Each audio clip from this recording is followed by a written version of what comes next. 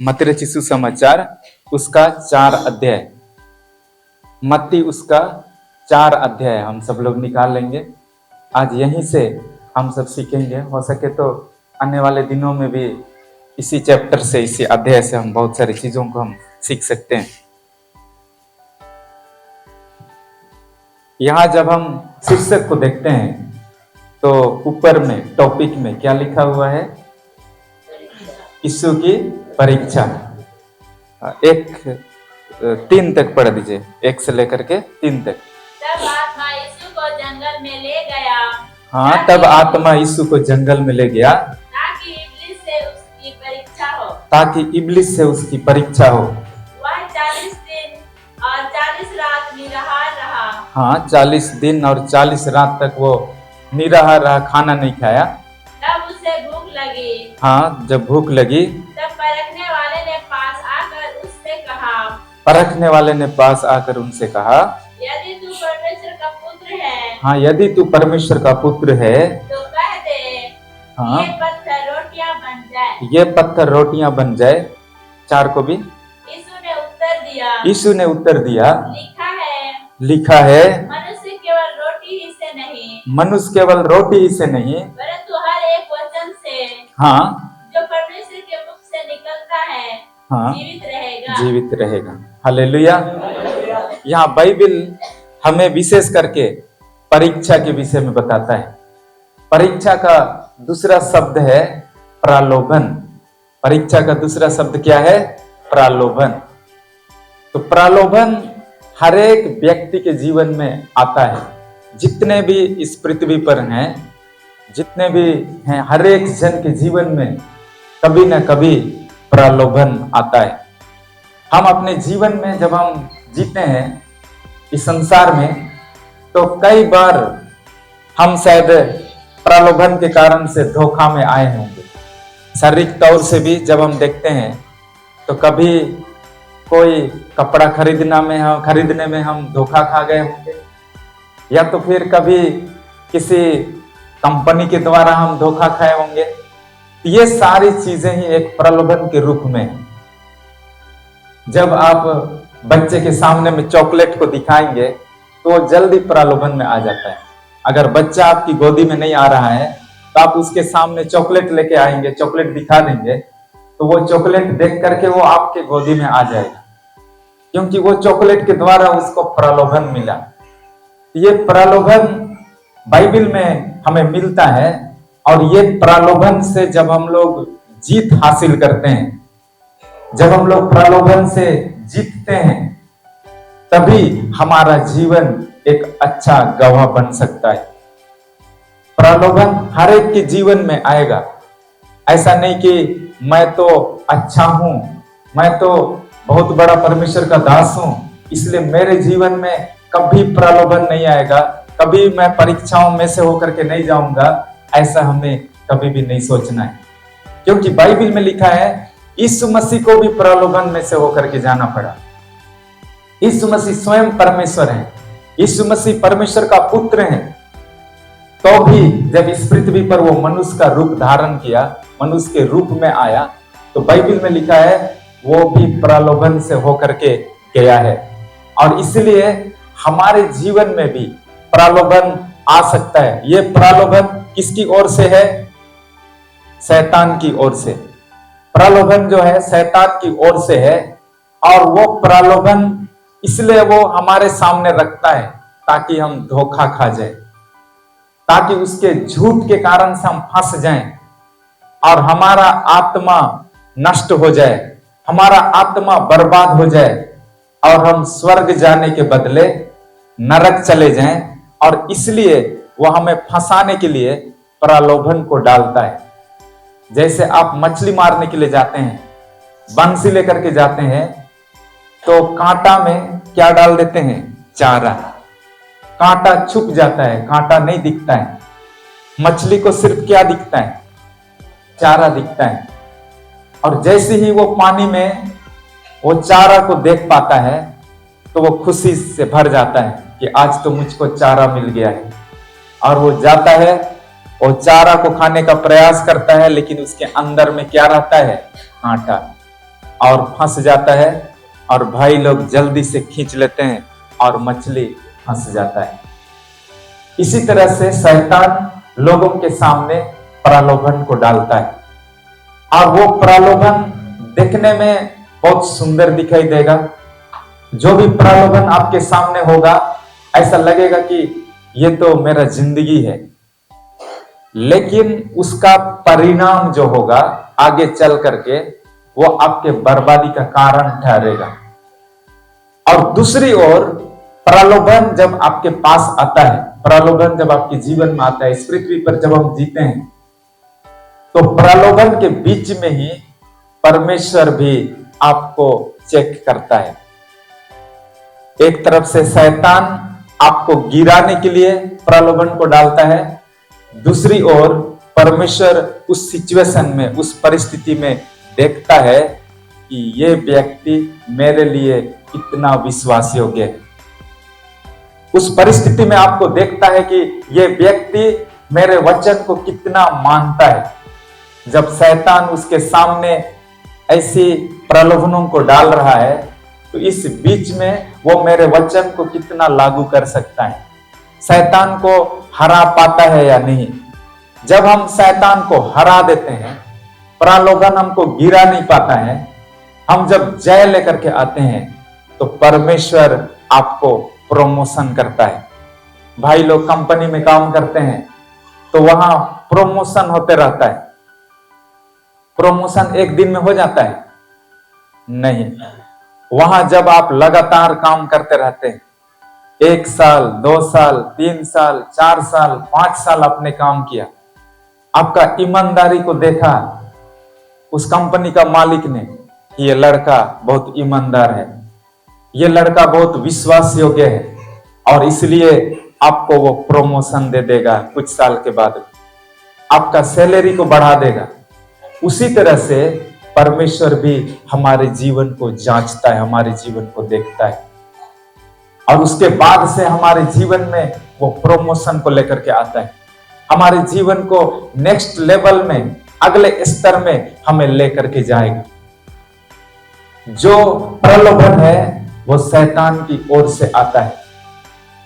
शैतान झूठ का पिता है, बाइबल में बताया गया है। वो जब प्रलोभन को लाता है तो उसके प्रलोभन में झूठ छिपा हुआ है, उसके प्रलोभन में धोखा छिपा हुआ है। कई बार फेरी वाले लोग आते हैं कपड़ा लेकर के, कोई मशीन लेकर के, और आपको वो बहला फुसलाते हैं कि देखिए ये 5,000 का सामान है, लेकिन मैं आपको 2,000 रुपया में दे रहा हूं, और ये किसी को भी मत बताइए, आपको सिर्फ मैं दे रहा हूं, ये 2 पीस बचा हुआ है। आपके सामने में प्रलोभन को डालते हैं। आप सोचते हैं कि सही बोल रहा है, हमको सस्ता में दे रहा है, और आप 5,000 का सामान को 2,000 रुपये में मिल रहा है बोल करके ले लेते हैं। बाद में उसके जाने के बाद पड़ोसी को पूछते हैं तो बोलता है कि इस सामान को तो हम 1,000 रुपया में लिए हैं। तब आपको लगता है कि मैं धोखा खा गया। तो शैतान उसी तरह से लोगों को प्रलोभन में डालना चाहता है। जब हम इस 4 अध्याय, मत्ती 4 अध्याय को जब हम पढ़ते हैं तो यहां शैतान यीशु को प्रलोभन में डालने का प्रयास किया। याद रखिएगा, पाप से पहले प्रलोभन आता है। पाप से पहले क्या आता है? जब इस धरती में आए तो वचन हमें बताता है कि वो प्रलोभन से जय प्राप्त किए। इसलिए हम भी प्रतिदिन के जीवन में जितना भी प्रलोभन आपके सामने शैतान डालता है, उन सारे प्रलोभन में फंसना नहीं है, लेकिन उन सारे प्रलोभनों में जय को प्राप्त करना है। बाइबल में हम पाते हैं, लिखा है, तब आत्मा यीशु को जंगल में ले गया ताकि इब्लिस से उसकी परीक्षा हो। यीशु को कौन जंगल में ले गया? आत्मा ले गया।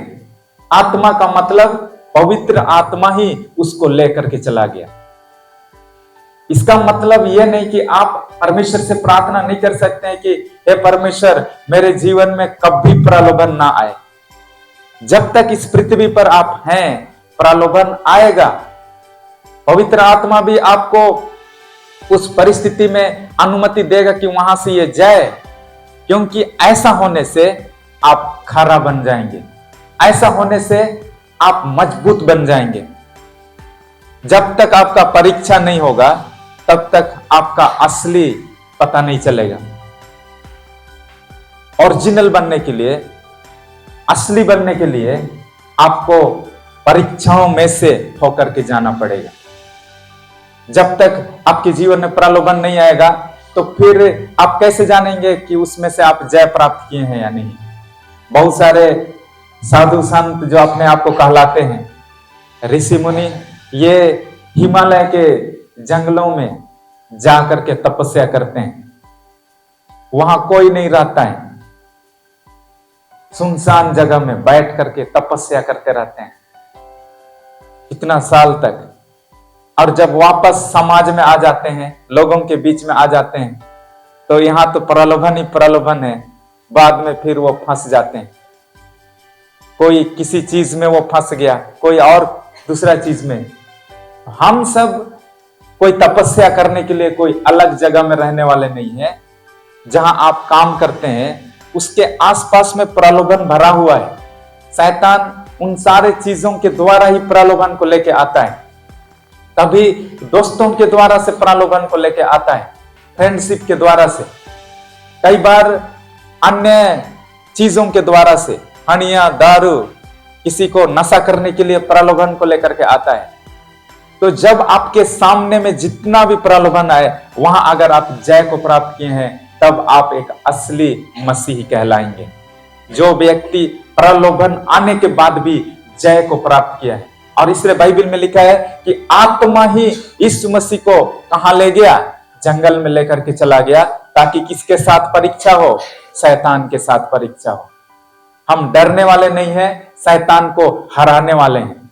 और इसलिए जब यीशु का परीक्षा हुआ तो इस चैप्टर में हम पाते हैं शैतान का 3 नाम यहां पे आपको मिलेगा। जब हम इस चैप्टर में पढ़ेंगे तो शैतान का कितना नाम है? 3 नाम। एक है परखने वाला, बोलिए मेरे पीछे, परखने वाला। और एक है इब्लिस, बोलिए इब्लिस। और एक नाम यहां आपको मिलेगा शैतान। जब आप इस चैप्टर को सही से देखेंगे, आप 3 पद को अगर आप देखेंगे तो वहां लिखा है, तब परखने वाले ने पास आकर उससे कहा। जब आप 5 पद को देखेंगे, देखिए 5 पद, तब इब्लिस उसे पवित्र नगर में ले गया। और यदि हम नीचे पढ़ेंगे 10 में, तब यीशु ने उसे कहा, हे शैतान दूर हो जा। तो शैतान के विषय में कितना नाम यहां पे लिखा है? 3 नाम। परखने वाला, और फिर क्या? इब्लिस, और फिर क्या? शैतान। हमारा परमेश्वर का कितना रूप बाइबल में बताया गया है? कितने रूपों में परमेश्वर प्रकट हुआ है? कितने रूपों में? 3 रूपों में। कितने रूप में? 3 रूप में। कौन कौन? पिता परमेश्वर, और पुत्र यीशु मसीह, और पवित्र आत्मा परमेश्वर। पिता परमेश्वर, वो भी परमेश्वर है। पुत्र यीशु मसीह, वो भी परमेश्वर है। और पवित्र आत्मा भी क्या है? परमेश्वर है। और शैतान जो है वो भी अपने आप को परमेश्वर कहलाता है। मैं भी क्या हूं? परमेश्वर हूं। लेकिन वो झूठ है। असली हम जिसकी आराधना करते हैं वही परमेश्वर है। शैतान भी अपने आप को परमेश्वर कहलाना चाहता है, परमेश्वर बनना चाहता है। बहुत सारे लोगों को धोखा में डाल करके उनसे अपना आराधना ले रहा है। हम किसकी आराधना कर रहे हैं? सच्चा परमेश्वर का। झूठा परमेश्वर कौन है? शैतान। और वो शैतान भी परमेश्वर का कॉपी करता है, क्योंकि वो शैतान पहले शैतान नहीं था। बाइबल में लिखा है वो पहले क्या था? स्वर्गदूत था। कहां रहता था? स्वर्ग में रहता था। हम सब कभी स्वर्ग गए हैं? नहीं गए हैं। लेकिन शैतान स्वर्ग में था पहले, और वहां से नीचे गिराया गया है।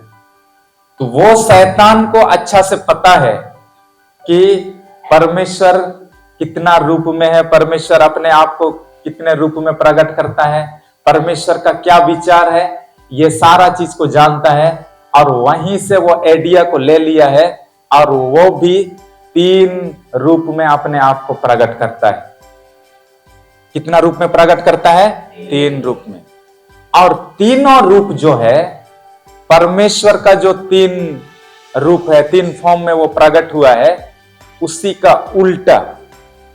जैसे पिता परमेश्वर जो है उसका जो कॉपी किया है वो शैतान, जिसको पुराना सांप के रूप में भी कहा गया है। पुराना सांप जो है वो शैतान का पिता है, शैतान वाला पिता है।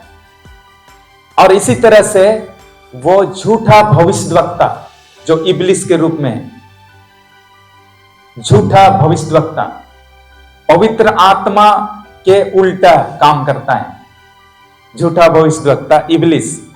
और इसी तरह से यीशु मसीह का उल्टा ख्रिस्ट विरोधी, बाइबल में शब्द है एंटी क्राइस्ट, ख्रिस्ट विरोधी। तो शैतान अपने आप को कितने रूप में प्रकट करता है? 3 रूप में। पुराना सांप, झूठा भविष्यद्वक्ता और ख्रिस्ट विरोधी। तो यहां सबसे पहला जो परीक्षा को लेकर के आया, पहला प्रलोभन को जो लेकर के आया, वो यीशु मसीह के विरोध में। इसके विरोध में? यीशु मसीह के विरोध में। एंटी क्राइस्ट, प्रकाशित वाक्य में लिखा है एंटी क्राइस्ट के विषय में कि आने वाले दिनों में जब कलीसिया उठा लिया जाएगा, दुनिया का जब अंत होगा, बाइबल में लिखा है महाक्लेश का समय जो होगा, 7 साल का जो क्लेश का समय है, उस बीच में एंटी क्राइस्ट, ख्रिस्ट विरोधी पूरी तरह से पावर में आ जाएगा। अभी भी एंटी क्राइस्ट है, लेकिन उसको पवित्र आत्मा रोक करके रखा है। जितने प्रभु के दास लोग हैं, उसकी आराधना, उसकी महिमा हम सब करते हैं, और हमारी प्रार्थना के द्वारा से, परमेश्वर के दासों के माध्यम से, पवित्र आत्मा के द्वारा से, वो अभी इस संसार में पूरी पावर में वो काम नहीं कर पा रहा है। जब कलीसिया उठा लिया जाएगा, प्रभु के दास लोग उठा लिए जाएंगे, पवित्र आत्मा भी जब उठा लिया जाएगा, तब वो एंटी क्राइस्ट, ख्रिस्ट विरोधी पूरी तरह से पावर में आएगा। अभी भी एंटी क्राइस्ट काम कर रहा है, लेकिन पूरी तरह से प्रगट में नहीं, अभी भी वो काम करता है। एंटी क्राइस्ट जो है वो किसके विरोध में काम करता है? यीशु मसीह के विरोध में। यीशु मसीह उद्धार लेकर के आया, और जो एंटी क्राइस्ट है वो उद्धार को छिपा करके रखता है। उद्धार के द्वारा ही हमें परमेश्वर का राज्य में जाने का मौका मिलेगा। बिना उद्धार पाए कोई पिता के राज्य में, परमेश्वर का राज्य में नहीं जा सकता है। कोई जा सकता है? नहीं जा सकता है। तो वो उद्धार को ही वो छिपा करके रखता है। लोगों को अन्य अन्य चीजों की ओर ध्यान को लगवाता है। किसी को